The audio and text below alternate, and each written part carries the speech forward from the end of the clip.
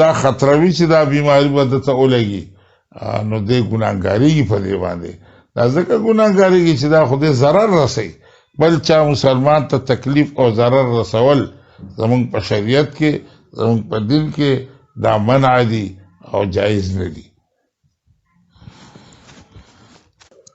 دا حضرت عمر رضی اللہ تعالی عنہ په زمانه کې طاعون مشهور طاعون دی، طاعون عمواس ورته وایي، دا راغی او دا ډېر خطرناک طاعون و.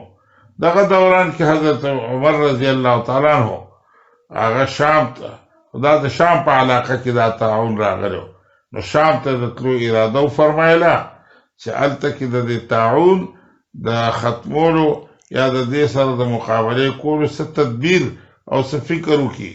هلته چې لاړ نو حضرت ابو عبیده ابن الجراح د شام گورنر و، هغه ورته راغی، ورته یې ویل چې حضرت طاعون دی او د طاعون ډېر زیات شدت دی، شام باندې شدید طاعون دی. حضرت عمر رضی الله تعالی عنہ صحابه سره مشوره وکړله، صحابه ورته مشوره ورکړله، بعضې صحابه ورته مشوره ورکړله، مشوره یې دا وکړه چې آیا موږ ورشو دې ځای ته او که نه طاعون دی. نو صحابو کې بعضې لوی لوی صحابه موجود وو، هغوی مشوره ورکړه چې ته مه ورځه دې ځای ته. حضرت عمر رضی الله عنه د صحابو په مشوره باندې فیصله وکړه چې موږ نه ورځو او واپس کیږو. دې کې ابو عبیده ابن الجراح هغه امیر المؤمنین عمر فاروق ته وویل افرارا من قدر الله، تاسو صاحب د خدای د تقدیر نه تښتئ.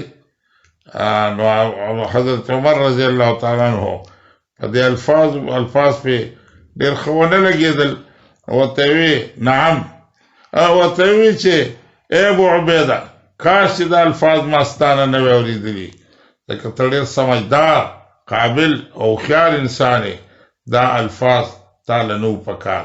او بیا وی نعم نفر من قدر الله الى قدر الله، او منګه تختو واپس کیږو د خدای د تقدیر نه.